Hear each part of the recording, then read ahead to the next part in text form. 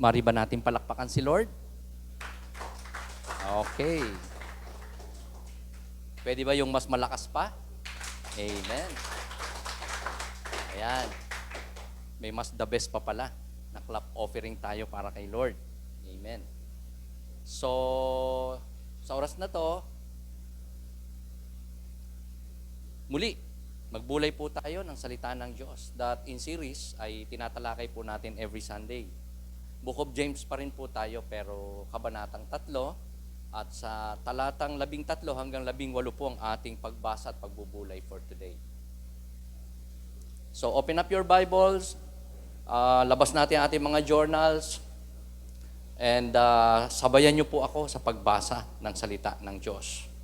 Makibasa po tayo sa ating katabi kung wala na tayong Biblia.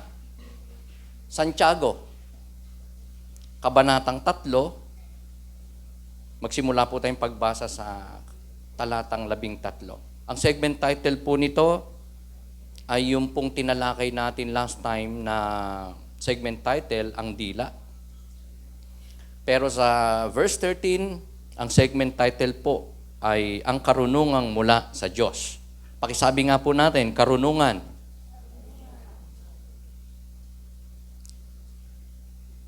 Sino sa inyo ang marunong at nakakaunawa? Ipakita nyo ito sa pamamagitan ng wastong pamumuhay na bunga ng kapakumbabaan at karunungan.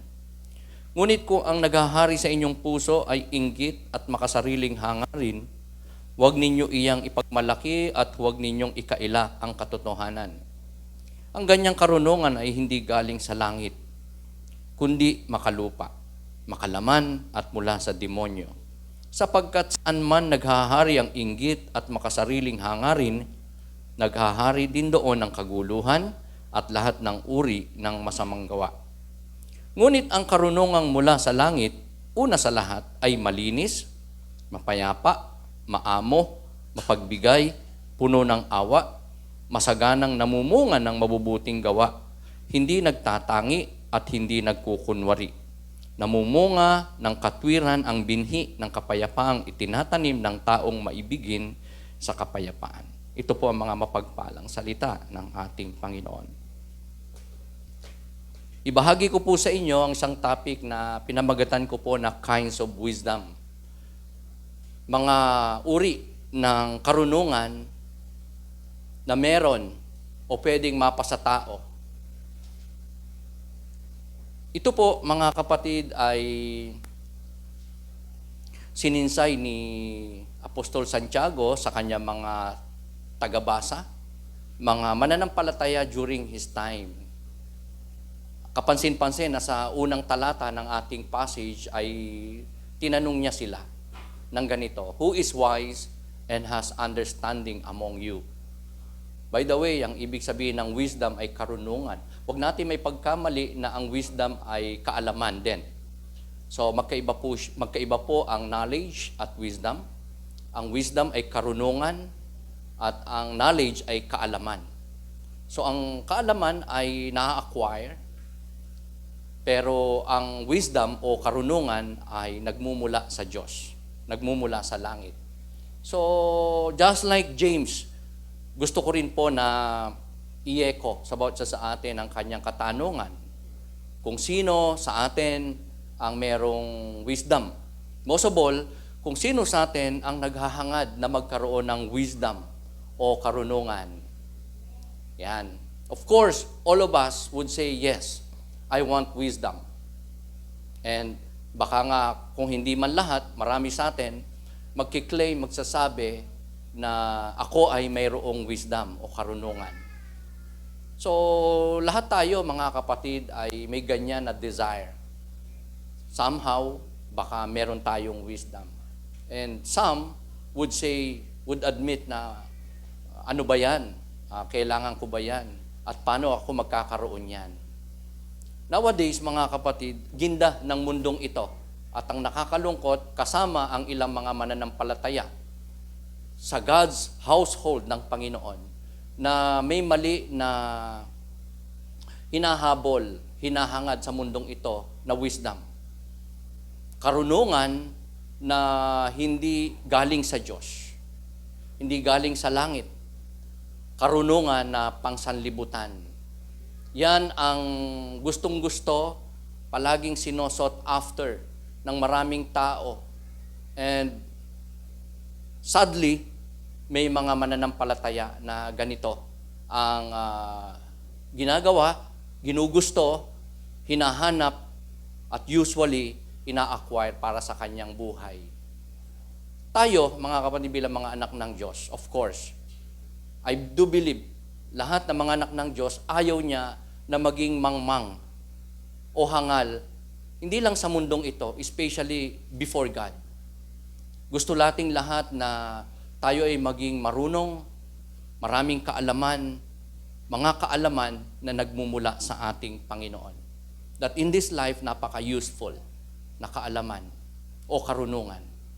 So, si James ay nagsasabi sa kanya mga readers, sa mga Christians during his time, at yan ay naipaparating niya sa ating mga mananampalataya in this modern time na somehow ma-check natin kung kagaya ba tayo ng kanyang mga readers, ng mga Christians during his time na madalas na ang hinahanap o ang gustong makamit o ang sa hindi man sinasadya ay ang nakukuha na wisdom ay hindi wisdom from above but wisdom from the world.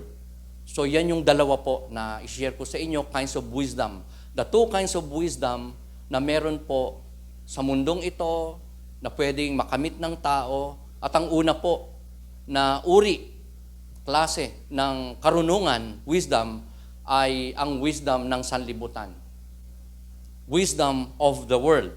Kasi sa verse 14 and 16, if I may read again sa English, sabi po doon, but if you harbor bitter envy and selfish ambition in your hearts, do not boast about it or deny the truth. Such wisdom does not come down from heaven, but it is earthly and spiritual, of the devil. For where you have envy and selfish ambition, there you find disorder and every evil practice. So, sabi ni James, sa verse 14 to 16, kung ang isang tao, ikaw, ako, kahit tayo believer, ay merong inggit sa puso, tayo ay mapanibughuin, seloso, selosa, at tayo ay makasarili, selfish, kung yan ang laman pa ng ating mga puso, then tayo daw ay nagsisinungaling at hindi natin sinasabi ang katotohanan, hindi natin na ipopamuhay ang katotohanan. At yan daw, according to James, ay earthly and spiritual, at mabigat tong word na to, demonic na mga attitudes. Ayan. So mabigat ito, mga kapatid, na nakalagayan ng mga mananampalataya in the time of James, even so in our time, even in the lives of God's people, I believe ito ay maaring nag-e-exist, yung inggit, selos, at pagiging makasarili. Pagiging makasarili. Bakit? Bakit sinabi ni James na ito ay earthly and spiritual demonic? Kasi pag ang tao nagkaroon ng mga ganitong attitudes, napo-forsake nila ang marami pang mabubuting bagay in life, especially spiritual riches, spiritual blessings, spiritual things na meron.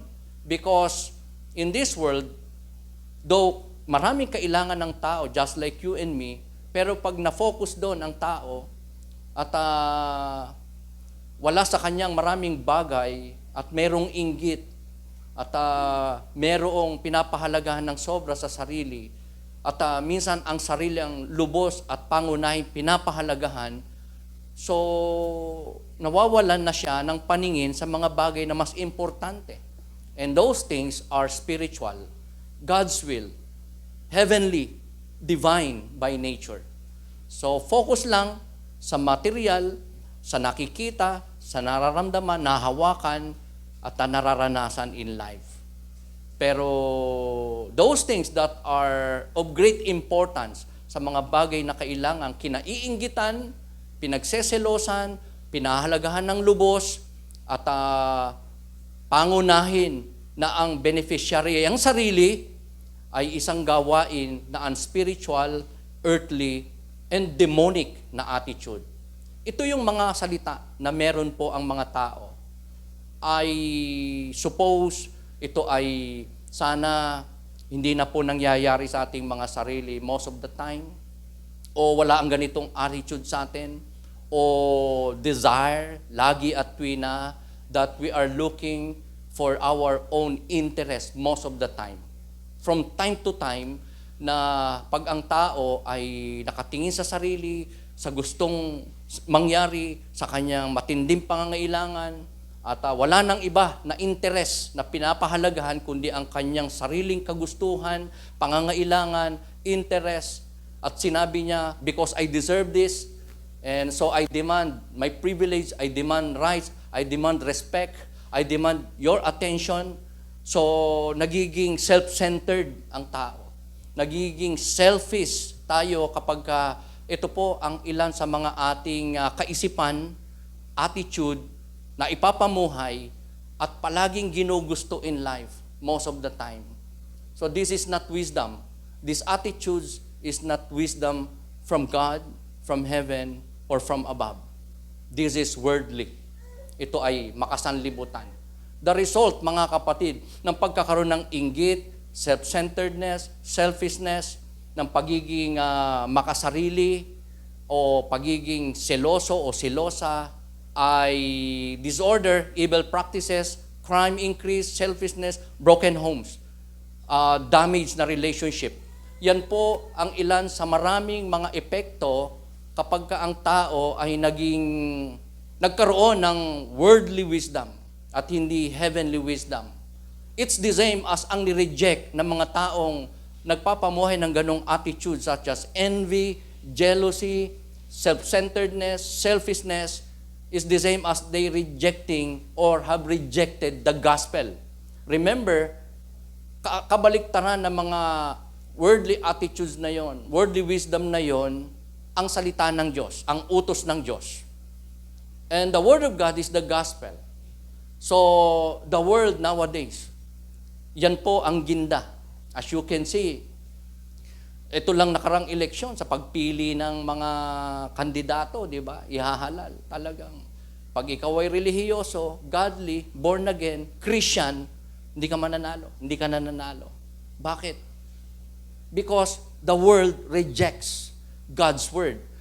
The world rejects God's wisdom.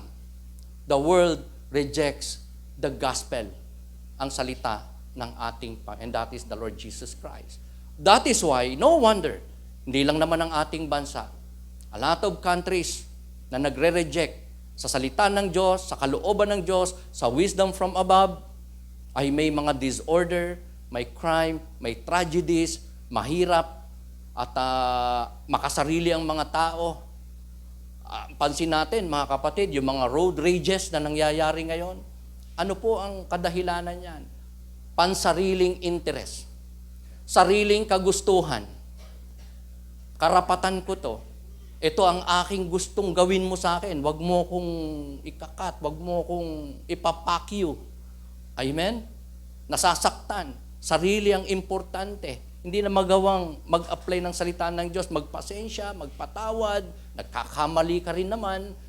At nagiging selfish ang tao when people rejects the Word of God, the wisdom from God, and it's the same as they reject the gospel of the Lord Jesus Christ. No wonder maraming tahanan ang wasak, maraming tahanan ang divided, maraming tahanan Christless, maraming tahanan malayo na sa Panginoon because of worldly wisdom ang naging pangunahin at hindi na ang wisdom na nagmumula sa kalangitan o sa ating Panginoon. So yan po yung una na klase ng wisdom na pwede o meron o baka laging sinosot after ng tao.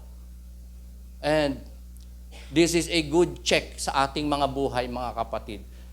If somehow tayo po ay nandun sa ganung kalagayan, na may ganun tayong attitude, that if we are envious, jealous, self-centered, selfish, then what we have is the wisdom of the world and not the wisdom from God. Ang pangalawa po na klase ng wisdom in our passage is wisdom from above, wisdom from God, or godly wisdom. Pakisabi nga po natin itong word na to, godly wisdom. Yung una, karunungang nagmumula sa sanlibutan, o karunungang nasa sanlibutan, o karunungang pangsanglibutan. Ito po ay isang klase ng wisdom na sinasabi ni Apostol Santiago na dapat nasain, ipamuhay, palaguin, at mai-apply sa mga buhay, especially ng mga mananampalataya. If I may read again sa verse 17 and 18, sabi ni James about this godly wisdom. But the wisdom that comes from heaven is first of all pure, then peace-loving, considerate, submissive, full of mercy, and good fruit, impartial and sincere. Peacemakers who sow in peace raise a harvest of righteousness. So, dinidescribe ni James in that passage, verse 17 to 18, ang ilang mga katangian ng karunungang nagmumula sa Diyos, karunungang panlangit, karunungang nagmula sa taas, sa kataasan, and that is God.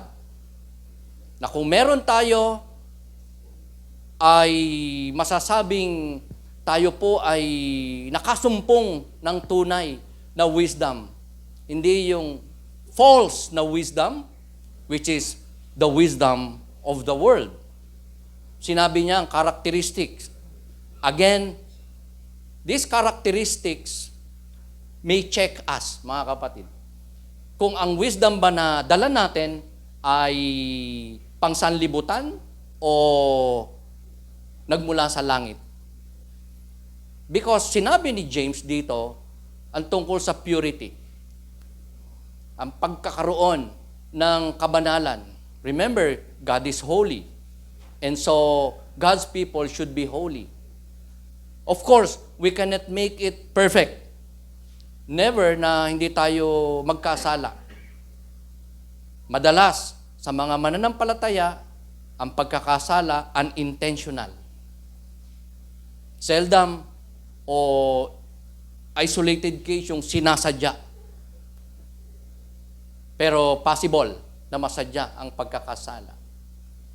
So whenever we commit sin, we become defiled before God.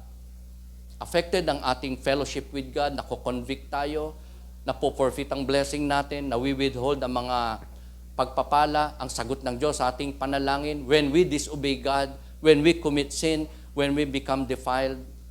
Pero whenever we repent of our sins, because kaya nga may 1 John 1:9, antidote ng Diyos para sa mga mananampalataya because God knows na tayo ay susceptible, so prone, may possibility talaga magkasala.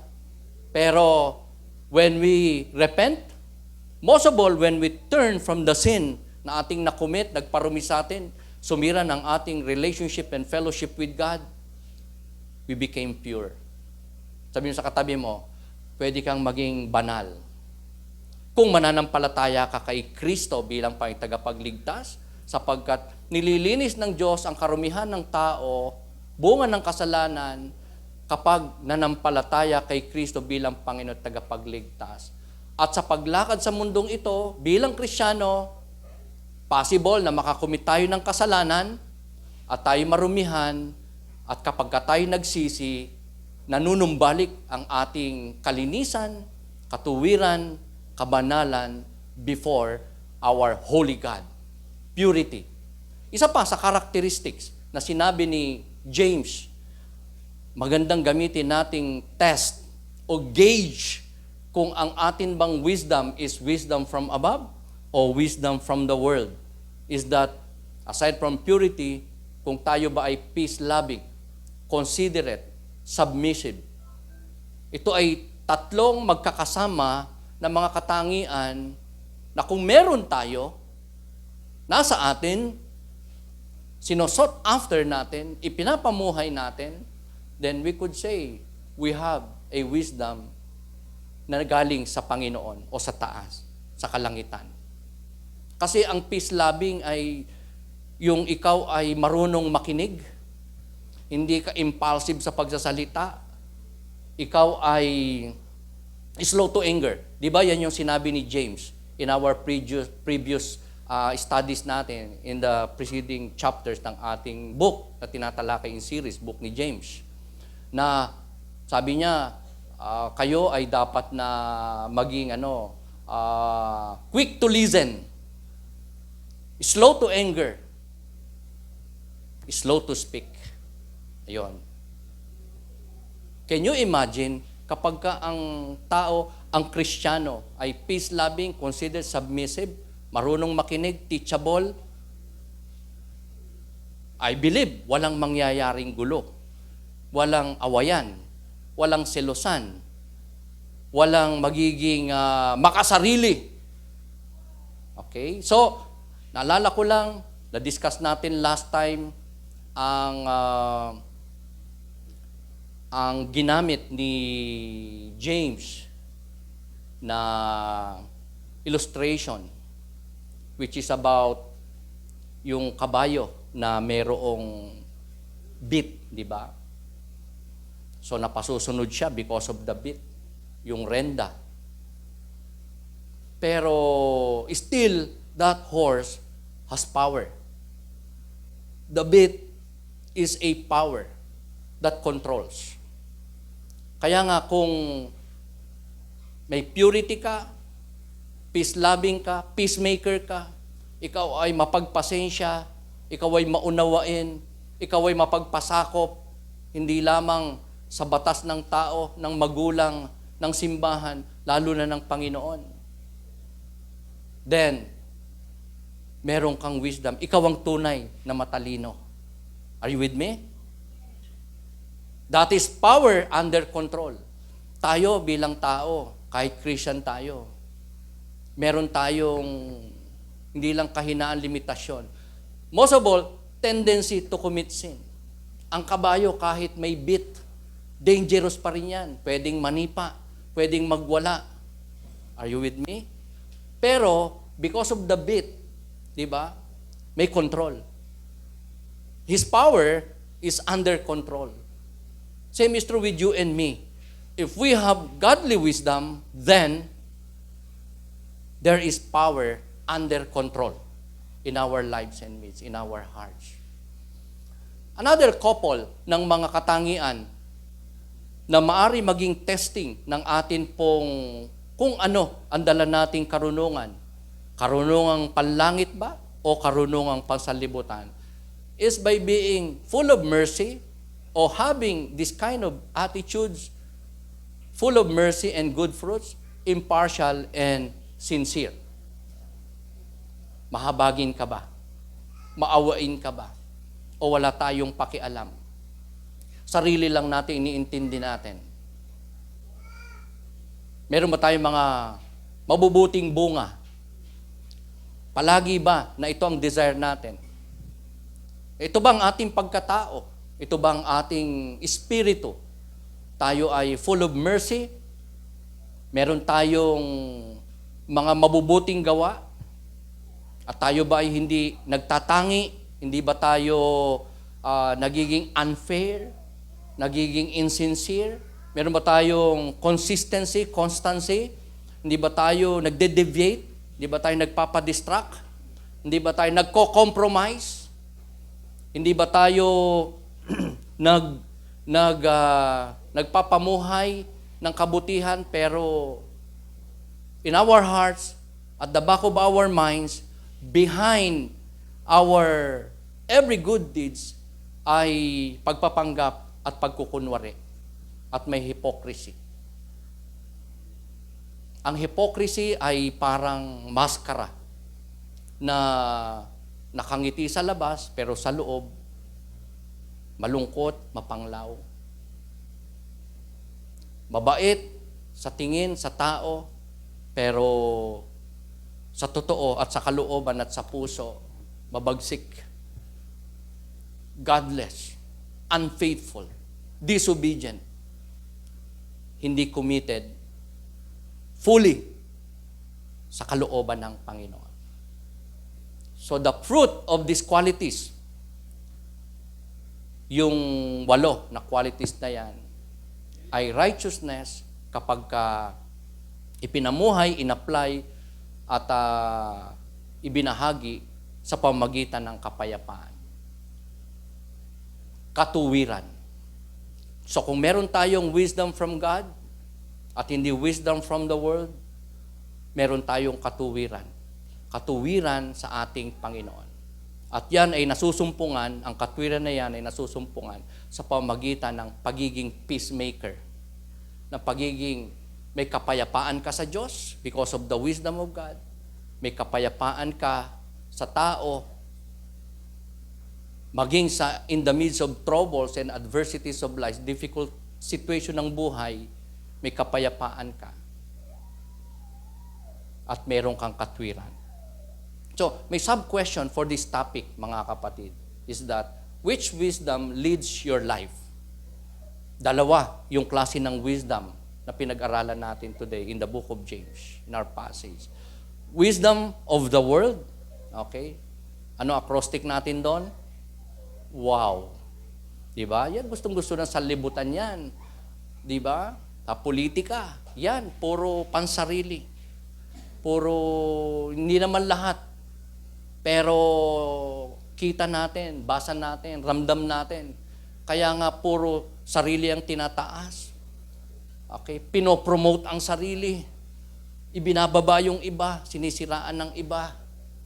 Lahat binubukalkal at ang kanya pinagtatakpan at ang kanyang mga accomplishment, kabutihan, ang sinisinsay, pinagmamalaki, pinangangalandakan. So which wisdom leads your life? As God's people, as God's children, as God's servant. Are you following the wisdom from above or the wisdom from below? Ito po, mga kapatid, ang sagot ko. I propose, look at your life. Your life conduct, character, and attitude. Magandang magbabalik-balik tayo minsan. Mag-i-evaluate, mag-check, o magpapacheck tayo sa doktor. Doktor ng ating kaluluwa, and that is God. O doktor ng ating kalot spirito, and that is the Word of God. Tignan natin ang ating buhay, ang ating pag-uugali, ang ating pagkatao, ang ating kaisipan, ang ating mga gawi in life. Napakaganda po niyan na ginagawa natin from time to time, especially today, that God is telling us, mga kapatid, kung ano ba ang ating daladalang karunungan. Ito ba ay karunungan nagmumula sa Diyos o karunungang pangsanlibutan? Alin ba dyan ang palagi nating sinosot after? Pansarili o para sa Diyos? Pagiging maka-Diyos o pagiging makasarili? Ito po, if you have jealousy and envy and selfish ambition, then you are following the wisdom of the world. Kung nararamdaman natin to, nakikita natin to sa ating sarili, na tayo ay sobrang mapanibughuin, tayo ay seloso, selosa, tayo ay mainggitin sa meron ng iba, wala sa atin, then we compromise the truth, we compromise God's word just to have that kind of pleasure, need in life, then what we have, what we are seeking, what we are after in that instance is the worldly wisdom. What we are into is the worldly wisdom. If we have jealousy, envy, and selfish ambition, pangsariling kagustuhan, pangsariling kaligayahan, pangsariling kapakanan, pangsariling interest lang, and forsaken and compromise yung God's will sa iyong buhay, then what we are following in that instance is the worldly wisdom. What we are applying o pinapahalagahan ay worldly wisdom. Number 2, I propose that we follow God by our actions that is full of purity, peace, gentleness, and mercy. Yan po ang sinabi ni James. Nire-reiterate ko lang po as proposition. Kasi yan po yung sinabi niya. For us to be able to know and have godly wisdom. We should follow God through our action. Magkaroon tayo ng fruit of our good deeds. Works, kaakibat, kasama ng ating pananampalataya. Hindi pananampalataya lang. James said, anong kabuluhan na meron kang pananampalatayang walang gawa? So we follow God by our actions that is full of purity, peace, gentleness, and mercy. Ito yung para maging pure tayo kahit yung maliit lang na utos ng Diyos. Kahit sa mga gawi na ginagawa naman ng marami sa simbahan, outside, sa pamayanan, sa mundong ito. So parang everybody does it, so okay lang yon. Are you with me? So we compromise the truth.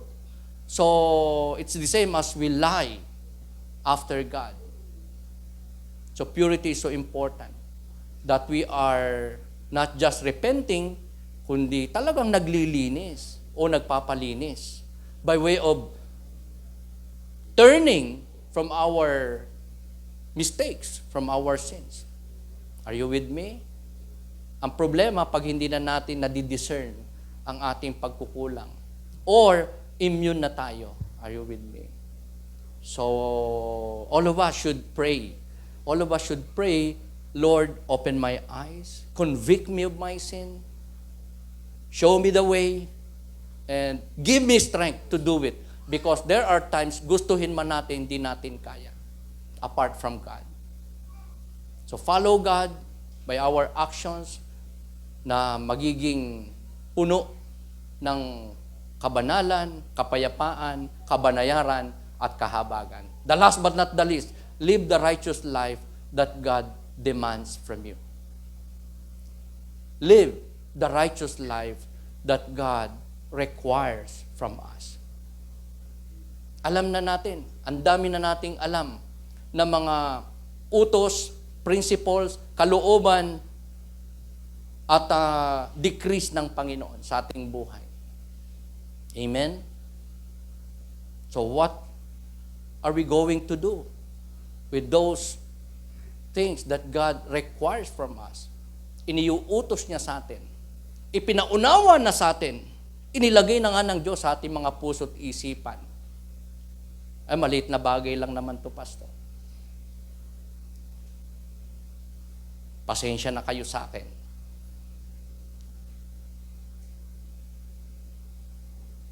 Pero kung hindi natin magawa, ma-avoid, matalikdan, kahit maliit lang na misdemeanor, disobedience sa ating Panginoon.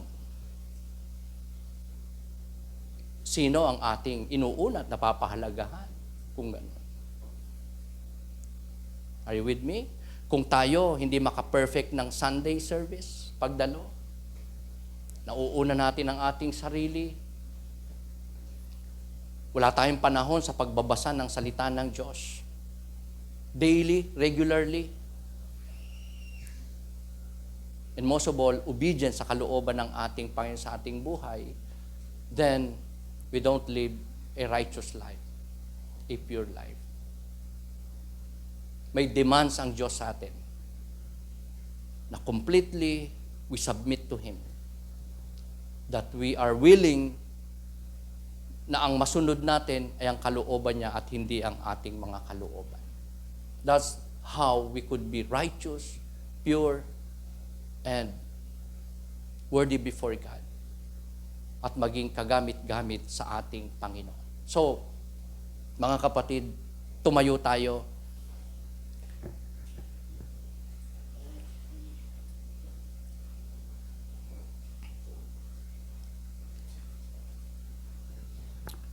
Let's come to God in prayer. Patuloy tayo na magpasiyasat sa ating Panginoon in this area. Kung meron tayo mga nakumit na pagkakasala in the past, gamit ang karunungang pangsanlibutan. kung may mga godly wisdom tayo na compromise natin because of our wants, because of our sinful habits. And yet we grieve God. We grieve even the hearts of those people that serves and loves God.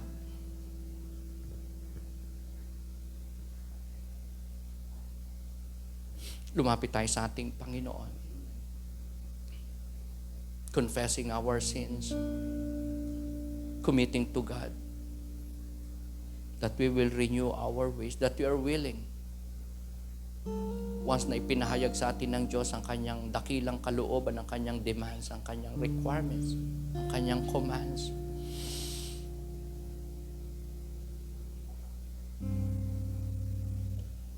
be committed to be willing mapaluguran ng Diyos, masunod ang Diyos, maluwalhati natin ang Diyos in our actions, speech, in our desires, in our way of life, in our daily living. Let's commit to God our hearts, our lives. Let's place our faith unto Him who is able not just to save us, but to empower us, to transform us, to make us more pleasing and useful for His glory. That in this life, ang ating palagi na nasain in life, maipamuhay, mai-apply, masunod, may bahagi man din sa iba, ay ang wisdom from God. Church, our wisdom is Christ. Our wisdom is God's Word. Our wisdom is the Lord. Let have God in your life. Let Him rule in our lives, in our hearts. Let us submit to Him, unto His dominion, sovereign control and power, so that we can have power under control. Oh God, without your wisdom, ang matitira sa amin, ang pwede lang mapa sa amin, at ang i-desire namin ay ang inyo pong sinasabi sa amin today na karunungang pangsanglibutan, earthly, and spiritual, and demonic by nature. Let us come to God in prayer. Aming dakilang Diyos, narito kami. Once again, lumalapit po sa inyo. Humihiling kami, Panginoon, sa inyo ng habag, biyaya, kalakasan, na lagi at tuwina, Panginoon. Magkaroon kami ng godly wisdom. And the enabling, Lord, to recognize our worldly wisdom by way of being self-centered, jealous, envious, selfish. Nang hinahangad lang namin ay ang aming mga kagustuhan, kasiyahan, kaluguran, pangangailangan, at hindi na po ang concerns nyo sa amin, Panginoon, ang inyong demands, commands, criteria, prerequisite in our lives. Lord, forgive us, cleanse us, purify us. Grant us wisdom from above, now and forever, Lord. Sapagkat dito po kami nagiging banal, peacemaker, peace-loving, merciful, compassionate, considerate, loving, kind, and gentle, as always.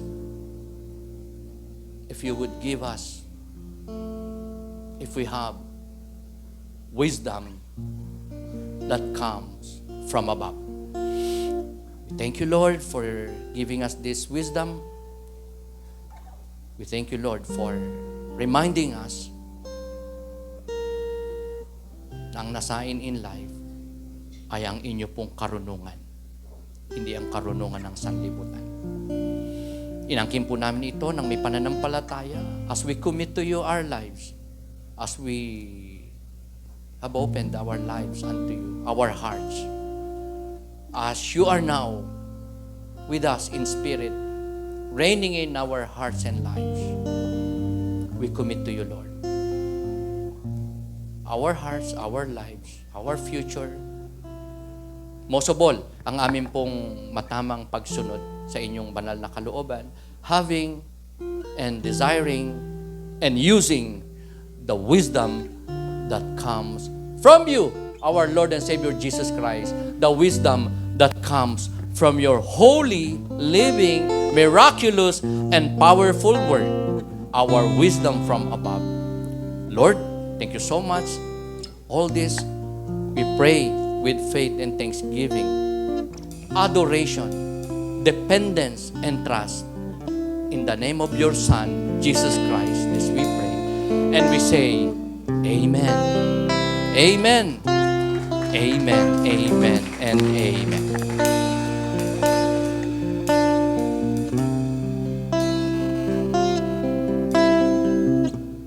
Amen. Let's sing this song for God. Let's give our life to the Father's hand.